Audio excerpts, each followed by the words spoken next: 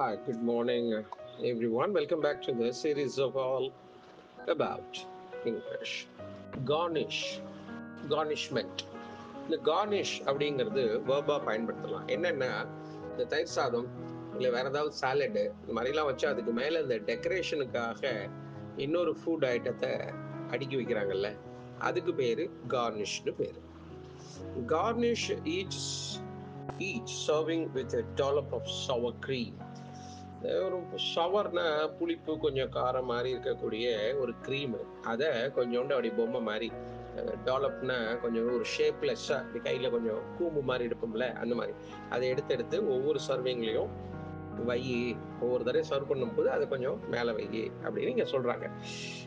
கார்னிஷ்னா என்னென்னா, இதை மட்டும் ஞாபகம் வச்சுக்கோங்க, ஃபுட் ஐட்டத்துக்கு மேலே இன்னொரு ஃபுட்டை வச்சு டெக்கரேட் பண்ணுறது. பார்க்கறதுக்கு அப்படி என்ன மல்லிகை கருவேப்பிலை எல்லாம் கூட தூவி அலங்கரிச்சு வச்சிருப்பாங்கல்ல, அந்த மாதிரி ஆகாரத்தை அலங்கரித்து வைப்பதற்கு கார்னிஷ் என்கின்ற இந்த வினைச்சொல்லை பயன்படுத்தலாம். ஆனா இதுக்கு லீகல் டேர்ம்ல ஒருத்தர் பணம் வாங்கிட்டாரு, அவரால் கட்ட முடியல, அவருக்கு ஒருத்தர் கேரண்டி போட்டிருக்காரு. அப்ப அவர்கிட்ட அந்த பணத்தை லீகலா கலெக்ட் பண்றது garnish அப்படிங்கிற இந்த டேர்மை பயன்படுத்தலாம் லீகலா. A creditor obtains a court order to garnish the debtor's fund. என்ன கடன் கொடுத்தவர் என்ன பண்றாரு, கோர்ட் ஆர்டர் வாங்குறாரு. எதுக்கு? To Cornish the debtors fund. அந்த அவர் கடன் வாங்கினவர்கிட்டேருந்து அவர் கட்ட முடியாத பட்சத்துல அவருக்கு யார் கேரண்டி போட்டிருக்காங்களோ, கார்னிஷ்னா தேர்ட் பார்ட்டிகிட்டேருந்து வாங்க.